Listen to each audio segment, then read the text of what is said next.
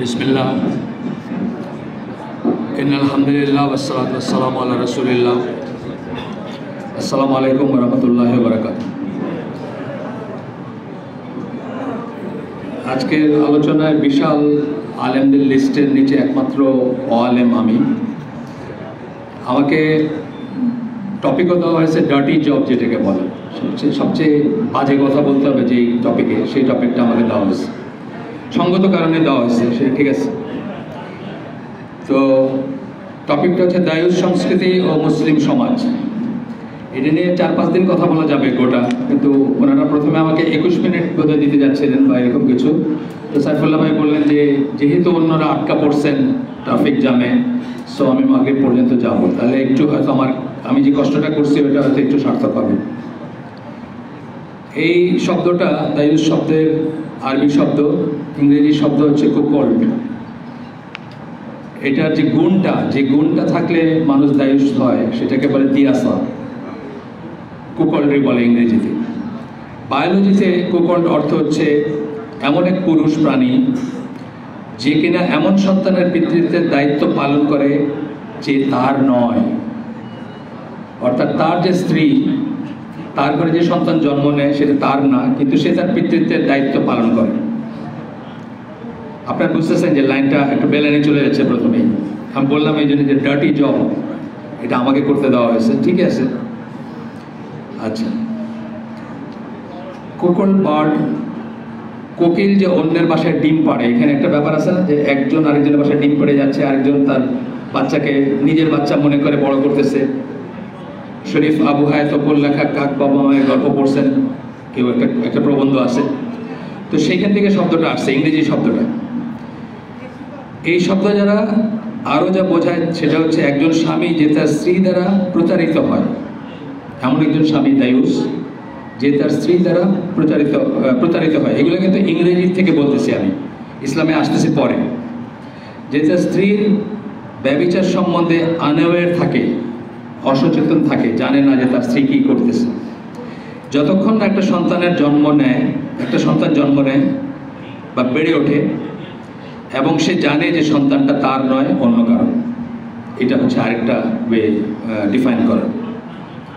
এগুলো ইসলামী পেপার থেকে ডিফাইন করা, কিন্তু শব্দটা ইংলিশ যে শব্দ সেটা থেকেই করা। ইসলামের ব্যাপার আরও অনেক ব্যাপক।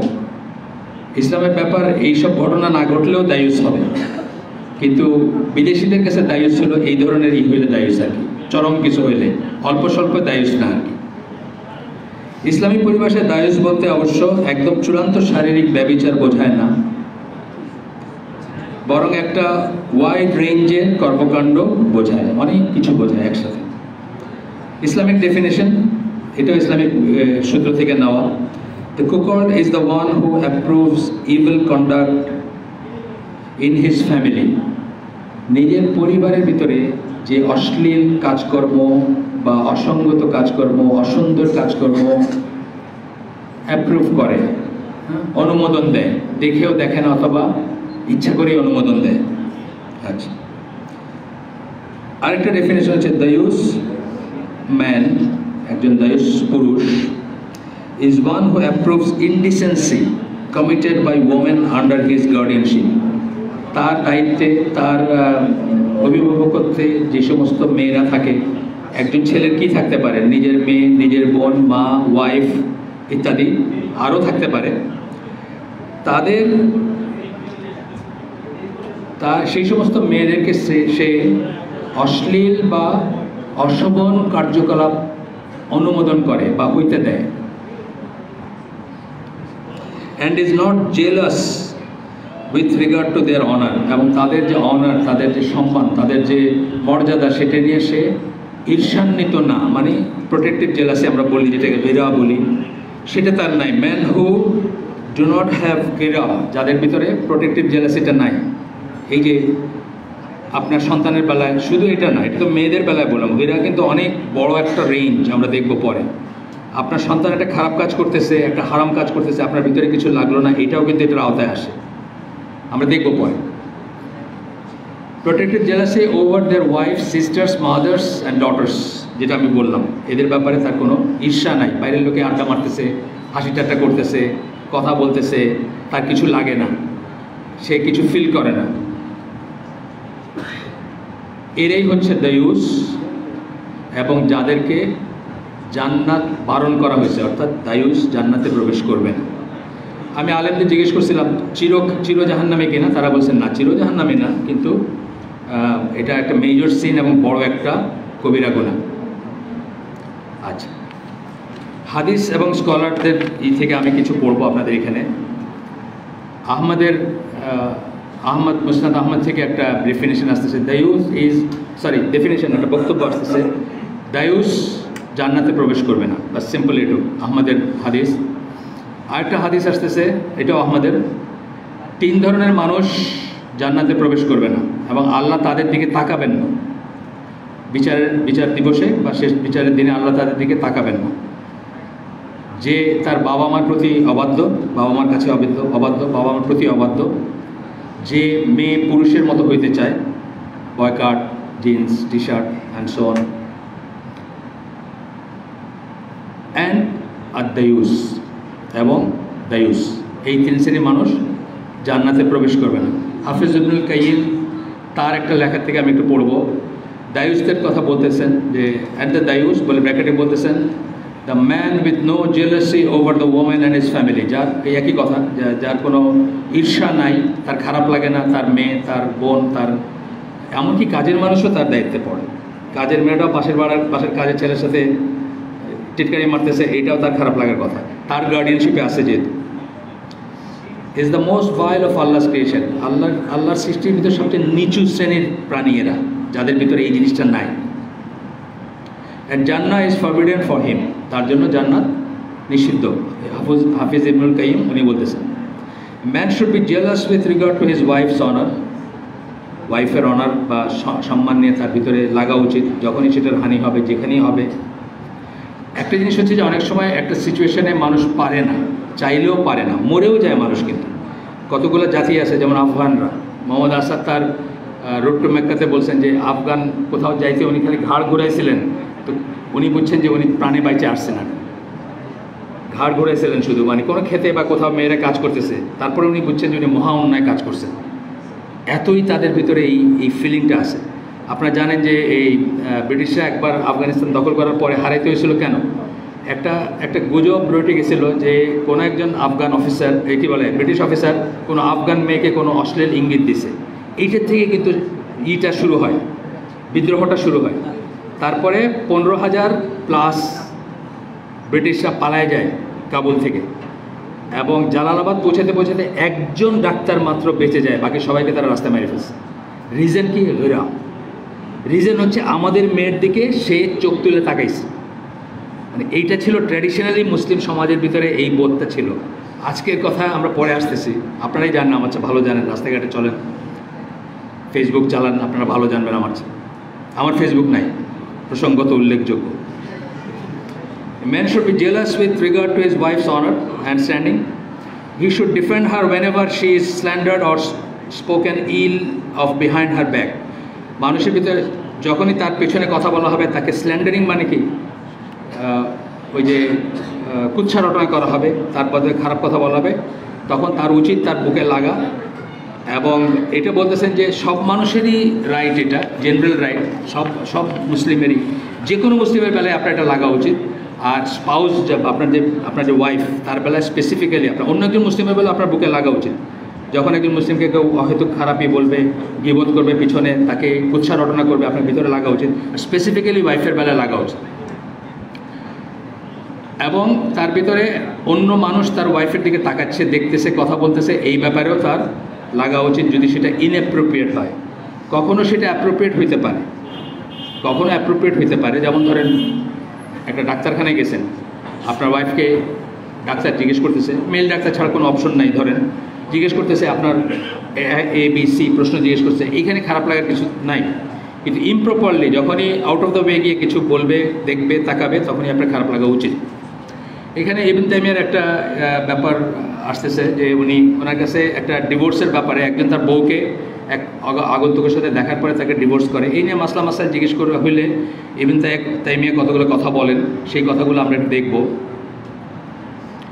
উনি একটা হাদিস কোট করেন প্রথমেই, by my glory and majesty, হাদিস কুদসি, আমার আল্লাহ নিজের গ্লোরি, নিজের মাহাত্ম্য, নিজের ম্যাজেস্টি, রাজকীয় পজিশন বা সেটারই করতেছেন, সেইটার কসম কেটে বলতেছেন, no miser liar or cuckold will enter you. এটা কাকে বলতেছেন? জান্নাত তৈরি করার পরে জান্নাতকে বলতেছেন আল্লাহ, যে আমি আগেরটুকার পড়িনি, ক্রিয়েটেড প্যারাডাইস, যখন আল্লাহ জান্নাত তৈরি করলেন, সৃষ্টি করলেন, জান্নাতকে বলতেছেন যে নিজের কসম খায় বলতেছেন যে কোনো কৃপণ, কোনো মিথ্যুক বা কোনো দায়ুস উইল এন্টার ইউ, তোমার ভিতরে প্রবেশ করবে না। আচ্ছা, এরপরে আরেকটা হাদিসই করতেছেন, সেই হাদিস ইবনে তাইমিয়ার ওই পোর্শনটাতে আমি পড়তেছি, the believer has protective jealousy গিরা, বিশ্বাসীর গিরা থাকবে, জেলাস হবে, প্রোটেক্টিভ জেলাসি, যেটা কথা আমি বললাম, ঈর্ষা, কিন্তু পজিটিভ ঈর্ষা, সংরক্ষণ করার ঈর্ষা, নিজের আন্ডারে যারা আছে তাদেরকে অশ্লীলতার থেকে, খারাপ কাজ থেকে সংরক্ষণ করার ঈর্ষা। অ্যান্ড আল্লাহ, আমরা আইসিটিতে অনেক বড় একটা কোর্স করছি না, হাসাদ এবং ইনিয়া, সেখানে আমরা ঈর্ষা এবং হিংসার তফাৎটা বলছি।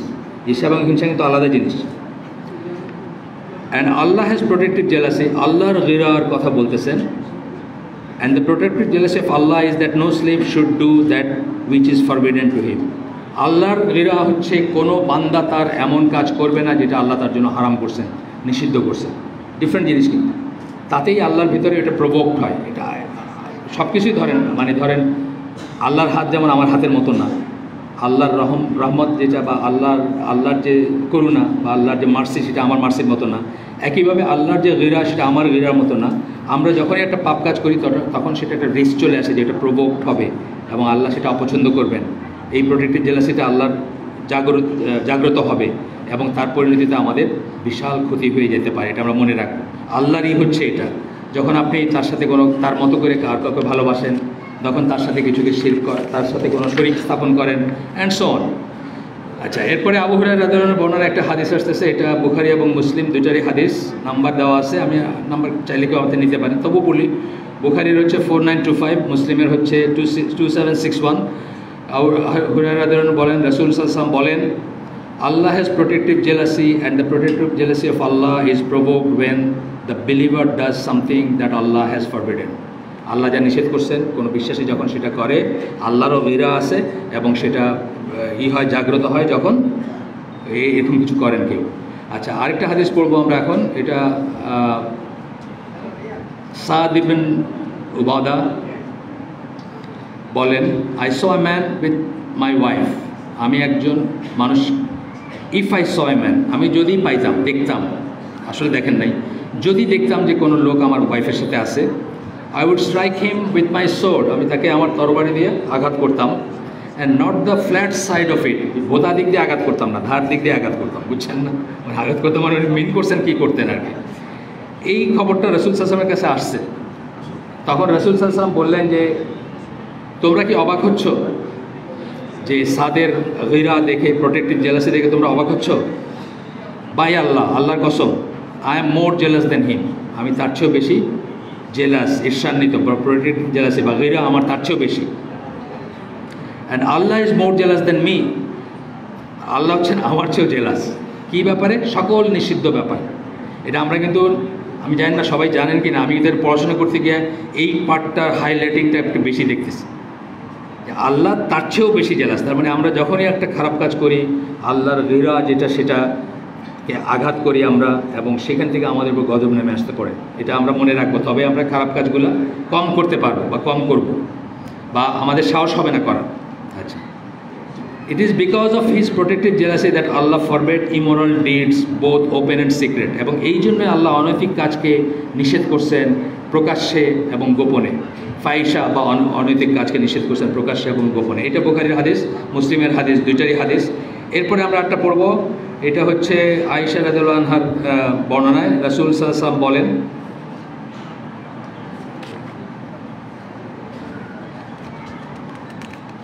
ও উম্মাহ অফ মুহাম্মদ, হে মুহাম্মাদের উম্মাহ, there is no one who has greater protective jealousy than Allah if his male or female slave commits zina. আর বান্দা বা বান্দি যদি জিনা করে তাহলে আল্লাহর চেয়ে বেশি প্রোটেক্টিভ জেলাসি বা গয়রা আর কারো নাই। হ্যাঁ, O ummah of Muhammad, if you knew what I know, হে মুহাম্মাদের উম্মাহ নিজেই বলতেছেন, তোমরা যদি জানতে আমি যা জানি, you would love little and weep much, তোমরা কম হাসতে বেশি কান্না করতে। এটাও বুখারী মুসলিমের হাদিস। এরপরে ইবনে তাইমিয়ার একটা দুটো ছোট্ট আসতেছে, ছোট্ট কথা বলা যায় বা ছোট্ট বক্তব্য। উনি বলতেছেন যে একজন, একই কথা, প্রায় একই কথা, একজন মানুষ যখন আল্লাহ যা নিষেধ করছেন সেটা করে, তখন আল্লাহর প্রোটেক্টিভ জেলাসিটা জাগ্রত হয়।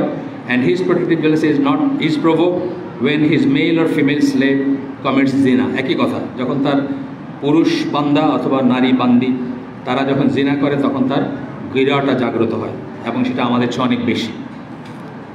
আচ্ছা, গেল এটা। এরপরে আমরা এখানে একটু স্কিপ করে, আমি হোমওয়ার্ক করছি একটু, তখন বাদ দিয়ে আসছি বেশ কিছু জিনিস। আচ্ছা, এখানে একটা আসছে যে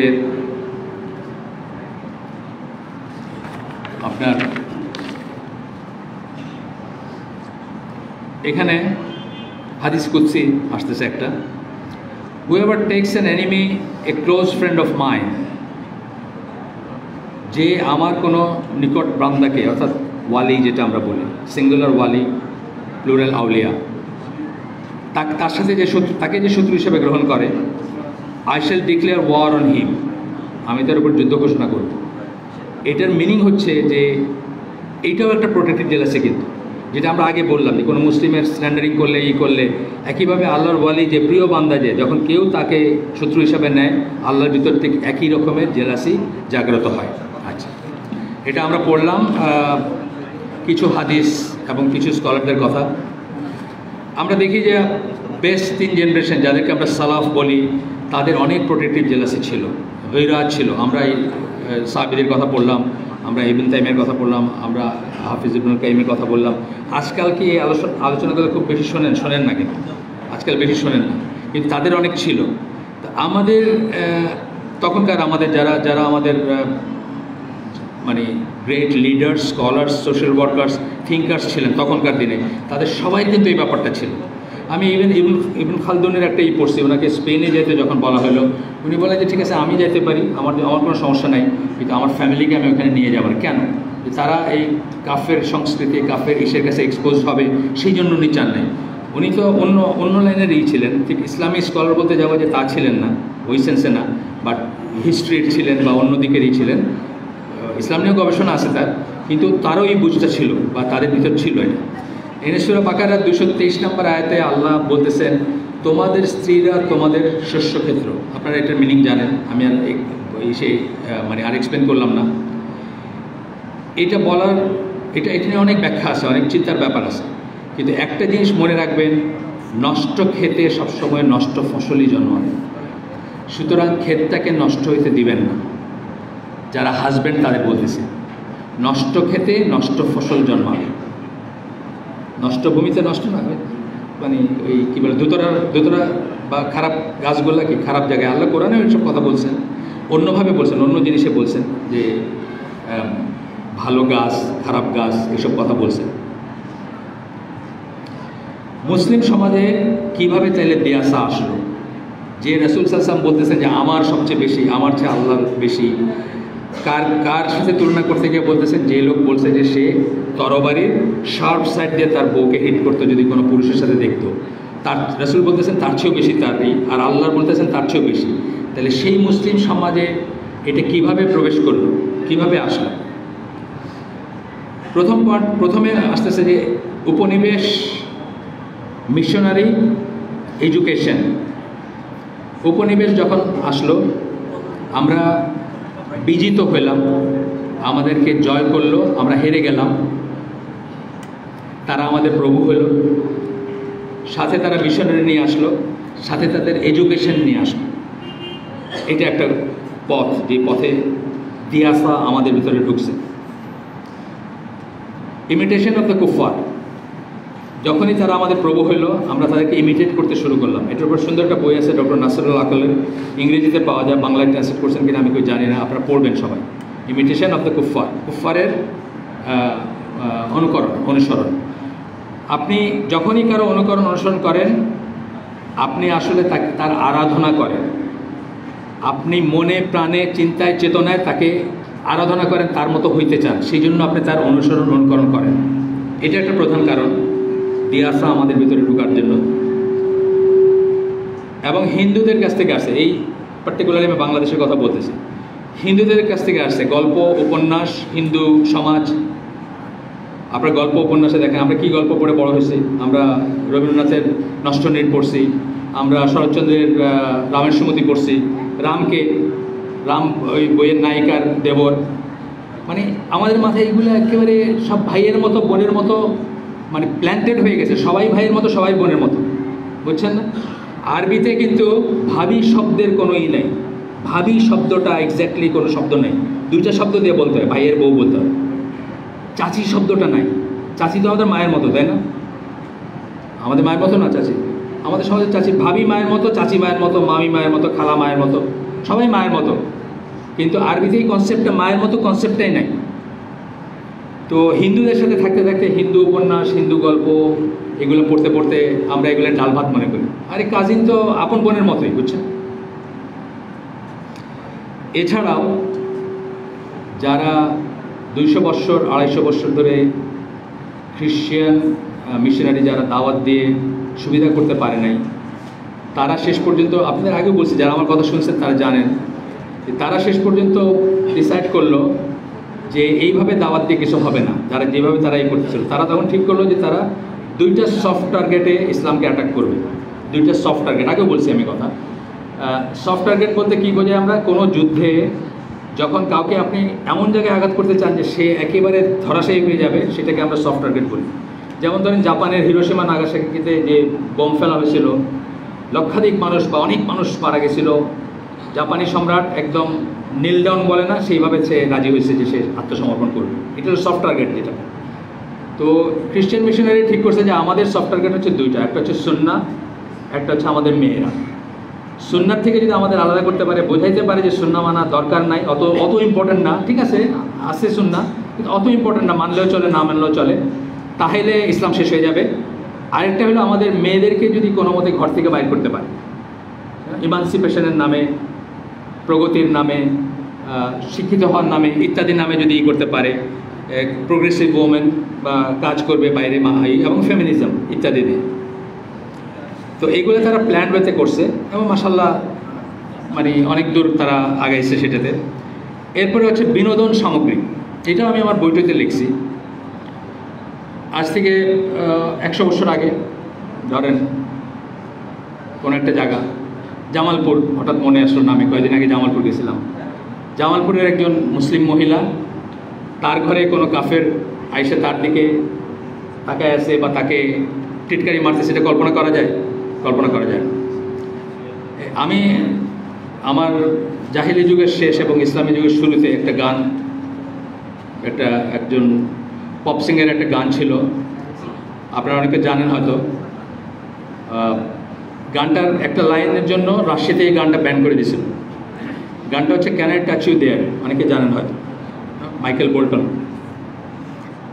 তো এখন এই গানটা যেটা বললাম আগের সিনারিও, জামালপুরের কোনো গৃহবধূর ঘরে একটা সাদা চামড়া কাফের ঢুকে হাসি ঠাট্টা করেছে, কল্পনাই করা যায় না। কিন্তু আপনার বেডরুমে আপনার এবং আপনার ওয়াইফের জন্য একটা টিভি আছে, খালি 2জনে দেখবেন। ওইখানে আপনার ওয়াইফের চোখে চোখ রেখে ওই কাফের, সাদা চামড়া কাফের বলতেছে can I touch you there. আপনার ওয়াইফ যদি এটার মিনিং বুঝে থাকেন, তাহলে রাত্রে হয়তো ঘুমের ঘরে স্বপ্নেও দেখতেছেন যে ওই লোক।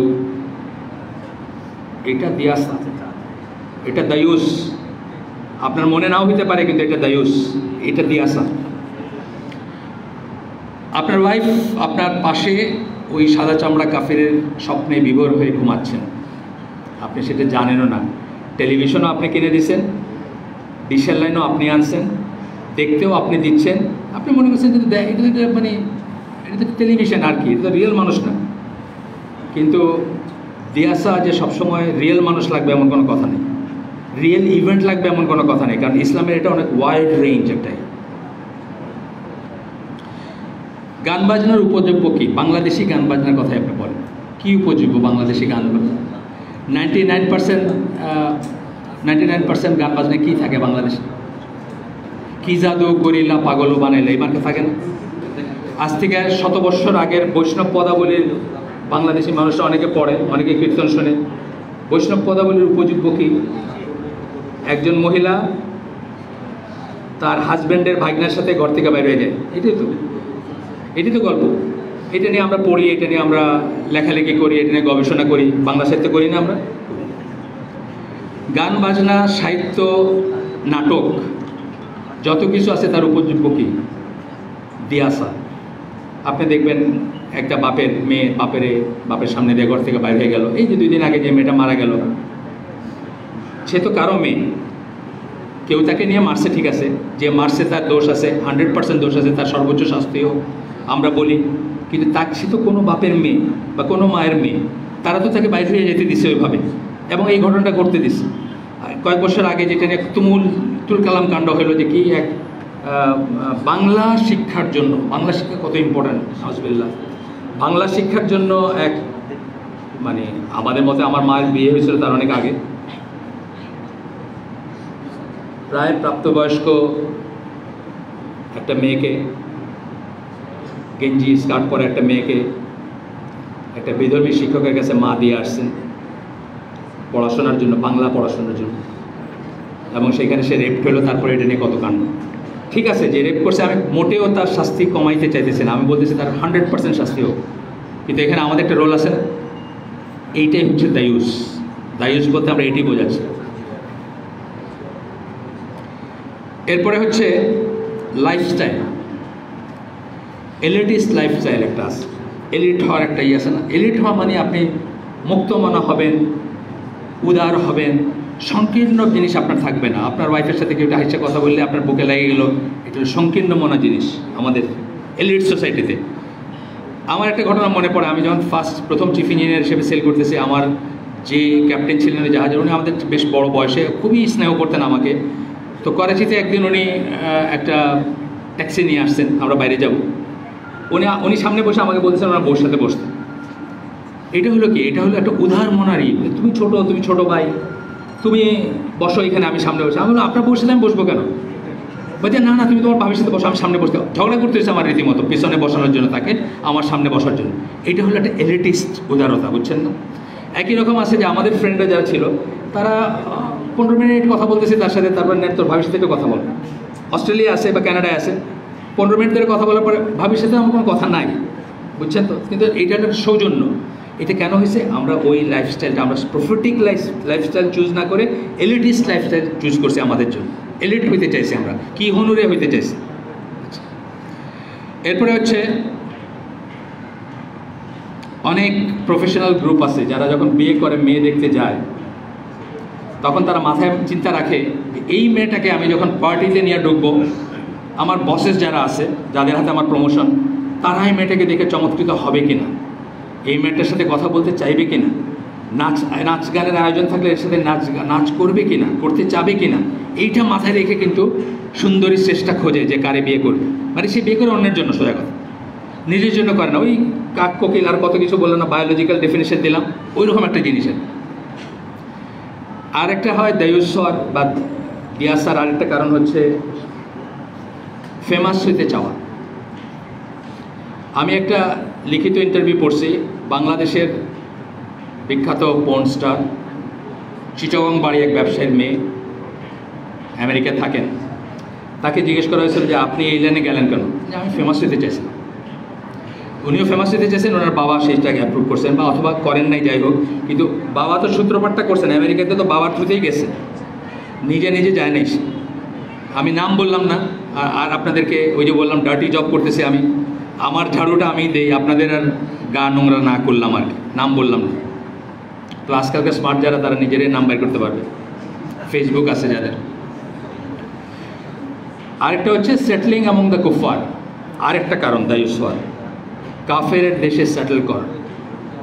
আপনি যখন এই ইসের সুটকি পল্লী দিয়ে যান কারণ বাজারের ট্রেনে, সবাই কী করে শাটারগুলো ফেলে দেয়, গন্ধ আসে সুটকির, শীতল সুটকি বা শুকানো সুটকির গন্ধ আসে। আপনি জানলা দিয়ে তাকায় দেখেন, ওইখানে মানুষ নামাজ পড়তেছে, গোসল করতেছে, বাচ্চারা দুধ খাওয়াইতেছে, সব চলতেছে। আপনার গন্ধ লাগে, তার লাগে না কেন? তারও লাগছে একদিন, কিন্তু থাকতে থাকতে আর লাগে না এখন। তো কুফফারের মাঝে যখন বিদেশে গিয়ে থাকবেন, রফিকুল ইসলাম মাদানী আছেন, ওনার খুব সুন্দর সুন্দর বক্তব্য আছে এটা নিয়ে। যখন কিছুদিন থাকবেন তখন আর এগুলো কিছু লাগবে না। তখন আপনার ওয়াইফের গায়ে বা পিছনে একটা থাপ্পড় মাইরা যদি একটা কেউ চিয়ার আপ বলে, আপনার কাছে এটা খারাপ লাগবে না, মনে হবে এটাই স্বাভাবিক, এখানে রোমায় থাকলে রোমানের মতো থাকতে হবে, সোজা কথা। এই সমস্ত কারণে আমরা আমাদের ভিতরে দিয়াসা ঢুকে আমরা দায়ুস হই। অনেক কটা পয়েন্ট বলছি আমি, তাই না? রিকমেন্ডেশন কি? এখন আমরা কি করতে পারি, আমরা কোথায় আছি, আমরা কি করতে পারি? সব গরু রচনা মনে হইল সব অসুখের প্রধান ওষুধ হচ্ছে জীবনে তাওহীদ প্রতিষ্ঠা করা। এই কাজগুলো আমরা কেন করতে পারি? সূরা, আমি সবসময়, আমি আগে অনেক বড় বড় জিনিস নিয়ে কথা বলতাম, বড় বড় থিওরি নিয়ে কথা বলতাম। এখন আমি যে কোনো জায়গায় যদি একটু ধারাবাহিক কথা বলতে যাই, আমি প্রথমে কথা বলি কি নিয়ে? আল্লাহ কি সত্যি আছেন না? কারণ বাল্ক মেজরিটি অফ আস, আমরা আল্লাহ ওইভাবে বিশ্বাস করি না যেমন বিশ্বাস করা উচিত, আল্লাহকে এমনভাবে ভয় করি না যেমন ভয় করা উচিত। তা নাহলে আমরা যেটা শুনলাম যে আল্লাহ প্রোটেক্টিভ জেলাসি একটা অবাধ্য হইলে জাগ্রত হয়, সেটার ভয় নাই কেন আমাদের ভিতরে? আমরা কেন আমাদের মোবাইল ফোনটা নিয়ে একটা ঘরের নিজের একটা কিউবিকেলে ঢুকে মনে করি দুনিয়ার কেউ দেখলো না, বাহ এখন আমার সমস্ত স্বাধীনতা, যা ইচ্ছা তাই করতে পারি? তার মানে আল্লাহকে আমরা ওইভাবে বিশ্বাস করি না যেমন বিশ্বাস করা উচিত। এবং সূরা আলে ইমরানের 102 নম্বর আয়াতে আল্লাহ যে বলছেন, বিশ্বাসীদের বলছেন, মুমিনদের বলছেন, আল্লাহকে এমনভাবে ভয় করো যেমন ভয় করা উচিত, এবং মুসলিম না হয়ে মৃত্যুবরণ করো না। আমরা আল্লাহকে যেমনভাবে ভয় করা উচিত সেমন ভয় করি না। এইটা হচ্ছে প্রথম কথা। যদি আমরা তাওহীদের উপর প্রতিষ্ঠিত থাকতাম, যদি আমরা আসমা সিফাতগুলো জানতাম, যদি আমরা আল্লাহর ডাইমেনশন জানতাম, আল্লাহকে, আল্লাহ কি, আল্লাহ কেমন, আল্লাহ যেভাবে বলছেন, যতটুকু জানাইছেন আমাদের, ততটুকু আমরা জানলে আমরা বুঝতাম যে আমরা যখন মনে মনে চিন্তা করতেছি আমি পরশু দিন একটা খারাপ কাজ করব, এই চিন্তা করার আগে 50,000 বছর আগে, সৃষ্টির 50 বছর আগে, 1000 বছর আগে আল্লাহ জানতেন যে আমি এটি চিন্তা করব। মানে পাস্ট প্রেজেন্ট ফিউচার একসাথে আল্লাহর সামনে এক্সিস্ট করে। সুতরাং আমার সাহসী হইতো না এই কাজটা করার। কিন্তু আমি মনে করছি আল্লাহ হলো ওই আরেকজন মানুষের মতো আর কি, আমার ঘরের ভিতরে বন্ধ আছে, এত জানে না আল্লাহ, এইরকমই একটা ধারণা মানে ব্যাক অফ মাইন্ড থাকে। তো প্রথম আমি বললাম যে রিকমেন্ডেশনে আসছি আমি এখন, মানে এই যে দায়ুস, এটার যে প্রভাব আমি বললাম, এটার যা চলতেছে বললাম, এটার ব্যাপারে কি করণীয় আমার? প্রথমত আমরা পার্টিকুলারলি যারা আমরা প্র্যাকটিসিং মুসলিম, যারা এইখানে যারা আছেন আজকে, আমি মোটামুটিভাবে অনেক চেহারা চিনি, আমি পুরো সবাই না চিনলেও হাফ অফ দ্য চেহারা যারা আছেন তাদেরকে চিনি আমি। তো প্রথমত এরা প্র্যাকটিসিং মুসলিম, ভালো মুসলিম, তথাপি কিন্তু আমরা এভরি নাও অ্যান্ড দেন এইসব নিয়ে সালিশ করি। আমাদের কাছে কমপ্লেন করছে, বউ করতেছে হাজব্যান্ডের এগেনস্টে, হাজব্যান্ড করতেছে বউয়ের এগেনস্টে, বাপ করতেছে ছেলের এগেনস্টে, ওয়াইফ করতেছে, মানে মানে নানা রকমই এই লাইনেই শুনি আমরা, এই লাইনেই শুনি। একটা ঘটনা বলি, এমনও কথা শুনছি আমরা যে ওয়াইফের ফেসবুক অ্যাকাউন্টে ফেসবুক ফ্রেন্ড আছে ছেলে, হাজব্যান্ডরা পছন্দ করে নাই, হাজব্যান্ড খুব রাগ করছে, ওয়াইফের বান্ধবী এসে তাকে বলতেছেন যে আপনারা যে বাইরে যান, ট্যুরে যান, কার সাথে কী করেন আমরা কি কখনো জিজ্ঞেস করি? করি না। আমরা আপনাদেরকে ট্রাস্ট করি, আপনারা কেন আমাদের ট্রাস্ট করতে পারেন না? আমাদের যদি ফেসবুকে একটা দুটো ফ্রেন্ড থাকেও সাইড লাইনে, সমস্যা কী? আমরা কিন্তু এগুলো আমাদের কাছে আসে। তো রিকমেন্ডেশনগুলো আবার ওই গরু রচনার মতো, প্রথমেই শুরু করতে হবে তাওহীদ দিয়ে। তাওহীদ নিয়ে পড়াশোনা করবেন, আল্লাহ কী, আল্লাহর সিফাতগুলা, মানে আল্লাহর আপনি যেটা প্ল্যান করতেছেন ওটা আল্লাহ জানেন, যেটা করবেন ওটা জানেন, যেটা করবেন না ওটা জানেন, তার অনুমোদন লাগবে। এবার প্রত্যেকটা জিনিস আমি অনেক সময় বলি যে এটা difficult to make people understand. অনেক সময় বলি যে এই বোতলটা আমি যখন হাতে নিচ্ছি, পানি খাবো, এটা একটা মুভি ক্যামেরা, এখনকার ক্যামেরা না, আগের ক্যামেরা যেগুলো ছিল, আগের যে ক্যামেরাতে 16 ফ্রেমস পার সেকেন্ড, 16টা স্লাইড পার সেকেন্ডে হইলে এটা মুভি হবে, বুঝছেন তো? 16টা ছবি তুলবে, করে যখন চালাবে মনে হবে যে জিনিসটা মুভ করতেছে, আসলে কিন্তু প্রত্যেকটা স্টিল শট, বুঝছেন তো? তো এই মাঝখানে যদি উঠানোর মাঝখানে, ছবিটার মাঝখানে প্রজেক্টর আটকায় গেলে আপনি কি দেখবেন? এখানে রাখা, তাই না বোতলটা? আল্লাহর অনুমোদনের ব্যাপারটা অনেকটা এরকম। এই আমি হাতে নিছি, মুখে যাইতে হইলে অনুমোদন লাগবে, না হলে মুখে যাবেন। প্রত্যেকটা ফ্রেমে আল্লাহর অনুমোদন লাগবে। সুতরাং আল্লাহর অনুমোদন ছাড়া কিছু হবে না। এবং আমি আল্লাহর সৃষ্টি, আমার নিয়ত আল্লাহর সৃষ্টি, আমার বদনিয়ত আল্লাহর সৃষ্টি, আমার কাজ আল্লাহর সৃষ্টি। এবং আল্লাহ ইচ্ছা না করলে আমি ইচ্ছাও করতে পারি না, সেটা ট্রু। কিন্তু আমার একটা খারাপ কাজের জন্য আমি আল্লাহকে দোষারোপ করতে পারবো না, ওইটার চয়েস আল্লাহ আমাকে দিয়েছেন। আমি আল্লাহ এবং আল্লাহর তৌহিদ আসমা ওয়া সিফাত সহ তৌহিদের সবকটা পর্যায়ে নিয়ে আমরা ডিটেলস পড়াশোনা করব।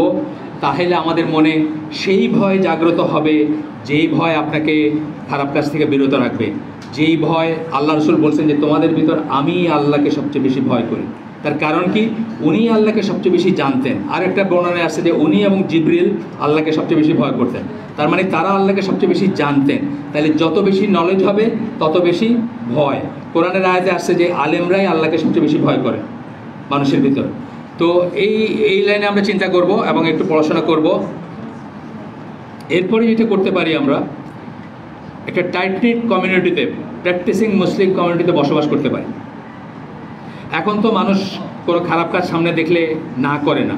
আমরা যখন ঢাকায় বড় হচ্ছি, আমি নিউ পল্টনে থাকতাম, ছোটো থেকে বড় হচ্ছি, আমরা জানতাম যে কোনো একটা ইমপ্রপার জিনিস পাড়ার কেউ দেখলে সে গিয়ে আমার আব্বারে বলবে, তোমার ছেলেরা সামনে পাইলে থাপ্পড় লাগাবে, আর নাইলে আব্বারে গিয়ে বলবে। এখন আপনি দেখেন অ্যাভারেজ ঢাকার রাস্তায় আপনি একটা বিড়ি খাইতেছেন, কেউ বলে হ্যাঁ তুমি বিড়ি খাও কেন? আপনি বলেন তোমার পয়সা খাই নাকি, তাই না? এটাই আনসার। এখন এই জিনিসটা চলে গেছে। কিন্তু একটা টাইট নিট মুসলিম কমিউনিটিতে কী হতো? প্রত্যেকের জন্য মিরর হিসাবে কাজ করতো, প্রত্যেকে অসৎ কাজ থেকে বারণ করতো, প্রত্যেকের লজ্জায় আরেকজন অসৎ একটা কাজ করতে পারতো না।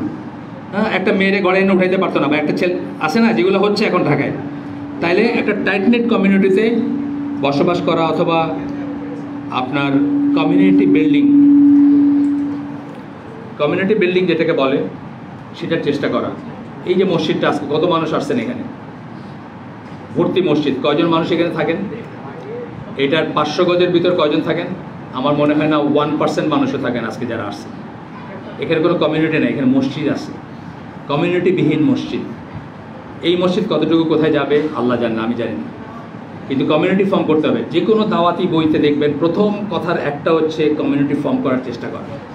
যেখানে আপনি আপনার বাচ্চাটা আরেকটা বাসায় গেলে আপনারও ট্যাব নেই, তারও ট্যাব নেই, আপনারও টেলিভিশন নেই, তারও টেলিভিশন নেই, আপনার ঘরে ফায়সা নেই, তার ঘরে ফায়সা নেই। আর যদি আপনি দেখেন কোথাও কিছু চলতেছে, আপনার সাথে সাথে রিপোর্ট করবেন, মুরব্বী যে বা যেখানে হোক, যারা ইনচার্জ তাদের কাছে করবেন। সো একটা বললাম যে তাওহীদের উপর নিজেকে প্রতিষ্ঠিত করবেন, আমি বলতেছি রিকমেন্ডেশন। 2 নম্বরটা বলতেছি যে আপনি টাইট নিট কমিউনিটি হবেন। টাইট নিট মানে সবাই এইগুলো জানবেন। আগের আমার গ্রামের কথা বলতেছি, তখন গাড়ি ছিল না, মোবাইল ফোন ছিল না। রাত্রে 7টায় বা 8টায় বেবি ট্যাক্সিতে করে আমি আমার বাড়িতে নামছি, পরদিন সকালে বাসায় মানুষ চলে আসছে দেখা করতে। খবর হয়ে গেছে সারা গ্রামে যে একজন মানুষ এসে ঢুকছে। এখন আপনার সেকেন্ড থেকে কে ঢুকছে আপনি জানেন? কোন গুন্ডা কোন বদমাইশ ঢুকছে জানেন না, কারণ আপনার টাইট নিট কমিউনিটি না। হিজ হুজ যে যার মতো করে থাকতেছে। হিজ হুজ হলো কাফেরদের ফিলোসফি। আমাদের ফিলোসফি কি? কালেকটিভিজম। কাফেরদের হলো ইন্ডিভিজুয়ালিজম। আমার ভোট আমি দিব, যাকে খুশি তাকে দিব, এটা কাফেরদের ফিলোসফি। আমার শরীর আমি দিব, যাকে খুশি তাকে দিব, এটা কাফেরদের ফিলোসফি। আমাদের এটা কিন্তু যা খুশি তা করতে পারবো না, আছে না রেস্ট্রিকশন? আমরা ইচ্ছা করলে যা খুশি তা করতে পারি না। সুতরাং একটা টাইট নিট কমিউনিটিতে থাকার চেষ্টা করবেন। যদি না থেকে থাকেন, যেখানে আসে সেখানে মাইগ্রেট করবেন। হিজরা শুধু ওই ইংল্যান্ড থেকে বাংলাদেশে আসতে হবে এমন কথা না, ঢাকার ভিতরে হিজরত হতে পারে। যেখানে গেলে আপনার ইমান আমান ঠিক মতো করতে পারবেন, প্র্যাকটিস করতে পারবেন, সেই জায়গায়। আমি তো আমার রিকমেন্ডেশন ছিল সবসময় যে এখানে একজন প্রথম গ্রেডের রেসিডেন্ট স্কলার থাকবেন আসুন্নাহ কমপ্লেক্স। প্রথম গ্রেডের রেসিডেন্ট স্কলার বলতে আমি বলতেছি যারা এটা বানাইছেন তারা থাকবেন। ডক্টর সাইফুল্লাহ, ডক্টর মঞ্জুর এলাহি, আকরামুজ্জামান আব্দুল সালাম বা আবু বকর জাকারিয়া, এই গ্রেডের একজন স্কলার থাকবেন, যাকে ঘিরে আমি চলে আসবো এখানে। আমি এখানে চলে আসবো থাকার জন্য, যিনি আমাদের প্রত্যেকটা অ্যাফেয়ারকে অ্যাড্রেস করবেন, প্রত্যেকটা সমস্যাকে অ্যাড্রেস করবেন, সেই রকমের থাকবেন ইনশাআল্লাহ। এরপরে হচ্ছে আরও যেগুলো চিন্তা করতে পারেন যারা ইয়াং, তাদের একজন রাইটিয়াস স্ত্রী নির্বাচন করবে। শহীদুল্লাহ খান মাদানী একসময় আমি একবার হজে গেলাম, তখন ওনাকে আমি আগেও বলছি এই কথাটা, ওনাকে ডেজিগনেট করলাম যে 2টা হালাকা নেবেন আমাদের আইসিডিতে, তখন 11 নম্বর রোডই ছিল। একটা নেবেন সন্তানের উপর বাবা মার অধিকার, আরেকটা নেবেন বাবা মার উপর সন্তানের অধিকার কি। তো উনি বাবা মার উপর সন্তানের অধিকার, যেটা রেকর্ডেড আছে আমার কাছে, ওটাতে বললেন যে অনাগত সন্তানের অধিকার হচ্ছে বাবা তার জন্য এমন একজন মা চুজ করবেন যিনি আল্লাহর মতো করে ছেলে মেয়েদেরকে বড় করবেন। অনাগত সন্তানের অধিকার। সুতরাং আপনারা যারা বিয়ে করেন না এখনও, এই জায়গাটায় কম্প্রোমাইজ করবেন না। আমরা তো বিয়ের সাথে কাজ করি, পয়লা বলে আমরা খালি দিন চাই, তারপরে বলে ঢাকায় বাড়ি আছে, তো বাপের চাকরিটা কি, ফর্সা কিনা, লম্বা 5 ফুট 2 উপরে, অ্যাভারেজ বাংলাদেশি ছেলেরাই হলো 5 ফুট 2 অ্যাভারেজ। এখানে মেয়ে চাইতেছেন 5 ফুট 2 উপরে। মানে আমার একটা ছোটো ভাই ছিল, আপনাদের বলছি কাউকে একবার ঈদে, রোজার ঈদে আব্বা সবাইকে সব কিছু কিনে দিয়েছেন, বকরি ঈদের আগে বললেন যে তোমাদের রোজার ঈদে সব কিছু কিনে দিচ্ছে, বকরি ঈদে আর কাউকে কিছু দিব না। তো সে একটু সবচেয়ে ছোটো ছিল তখন, সে বললেন আমার একটু জিনিসের দরকার আছে। কী দরকার? বলে আমার সামান্য একটু জিনিসের দরকার। কি বলো? শার্ট প্যান্ট জুতা মোজা একসাথে বলে দিল। তো আমাদের ভাইরা যখন বিয়ের সিবি পয়লা দেন, 3 ছাড়া কিচ্ছু চায় না। সামনে কথা বলতে ওই সামনে পাচ্ছেন।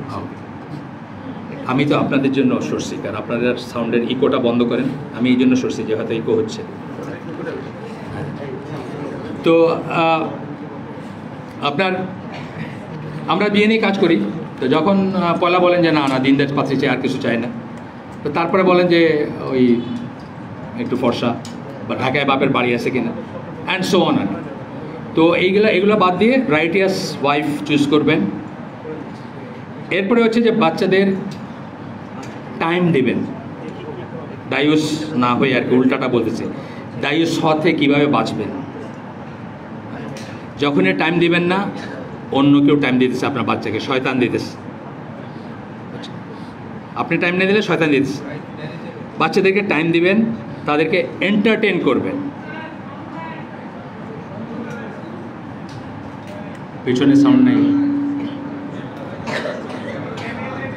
কোনো সাউন্ড নাই না, পিছনে সাউন্ড নেই। এই গলায় যদি সাউন্ড না থাকে তাহলে তো সমস্যা আছে। খালি গলায় বললে তো শুনতে পারে কথা। আছে একদম পিছনে আছে সাউন্ড,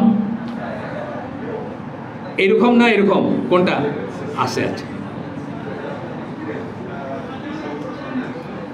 শোনা যায় না?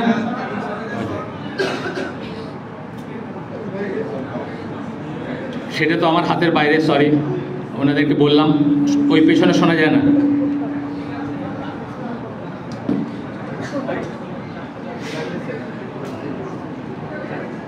সন্তানদের টাইম দিবেন ইনশাআল্লাহ, এন্টারটেন করবেন তাদের। হালাল এন্টারটেনমেন্ট যেগুলো, সেগুলো এন্টারটেন করবেন। হালাল এন্টারটেনমেন্ট কি? এন্টারটেনমেন্ট বলতে আমরা যা কিছু বলি বুঝি তার 99.99% হচ্ছে হারাম। এর ভিতরে হালাল এন্টারটেনমেন্ট কি আপনারা খুঁজে বের করবেন, সেগুলো দিয়ে এন্টারটেন করবেন।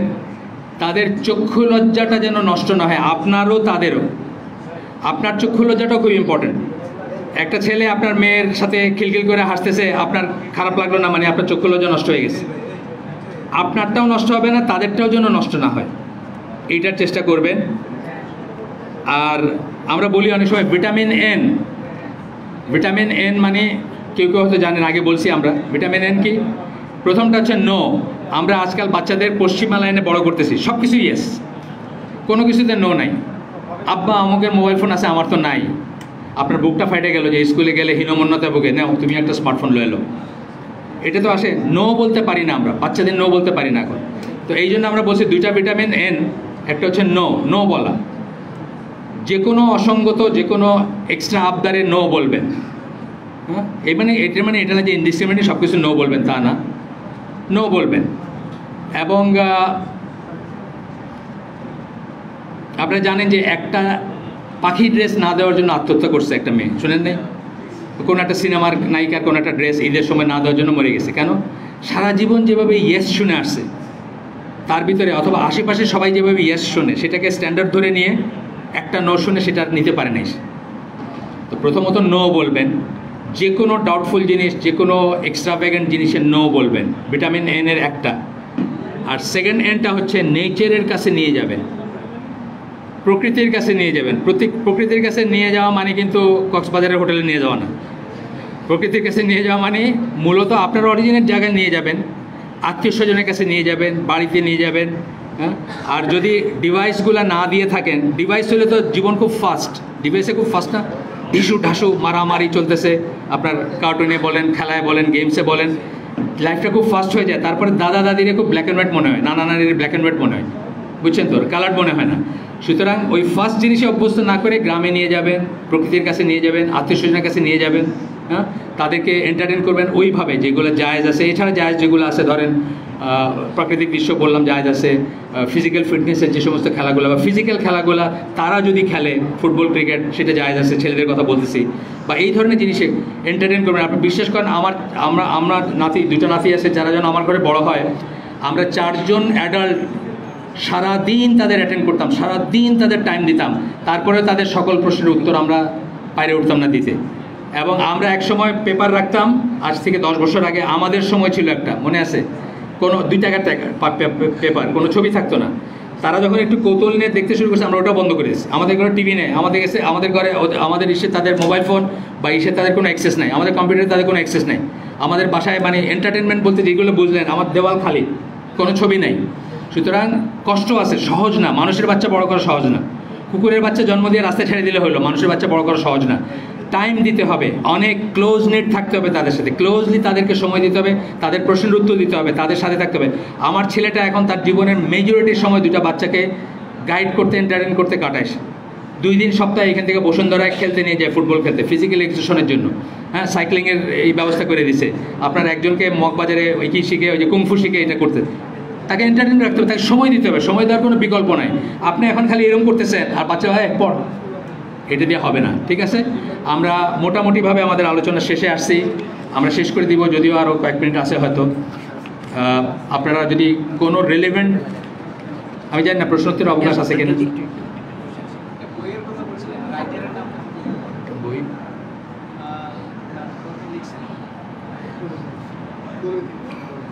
জি, যেহেতু এখন আর কোনো পরিপূর্ণ বক্তব্য হবে না, এই 6 মিনিট সময় আপনারা যদি চান, আমরা কোনো না, এটা তাদের আয়োজকদের উপর ডিপেন্ড করে, আমি বলতে পারবো না। এইভাবে প্রশ্নোত্তর কোনো অবকাশ আছে? নাই না, প্রশ্নোত্তর কোনো না, না, এটা ওনারা বলতেছেন না, তার মানে আমি এটাতে করবো না। না, আমার আলোচনা মোটামুটি শেষ হয়ে আসছে। আমি যেহেতু সুইপ করছি, একটু তাড়াতাড়ি গেছি, শেষ করে দেবো না। সুবহানাকা আল্লাহুম্মা বিহামদিকা আশহাদু আল্লা ইলাহা ইল্লা আনতা আস্তাগফিরুকা ওয়া আতুবু ইলাইক। আমরা যে শুনলাম তার ভিতরে ভালো কিছু শুনে থাকলে সমস্ত প্রশংসা আল্লাহর, খারাপ কিছু শুনে থাকলে সমস্ত ব্যর্থতা আমার, এবং সেটা শয়তানের তরফ থেকে। আল্লাহ আমাদেরকে তৌফিক দিন যে ভালো শুনলাম তার উপর আমল করার। আসসালামু আলাইকুম ওয়া রাহমাতুল্লাহি ওয়া বারাকাতুহু।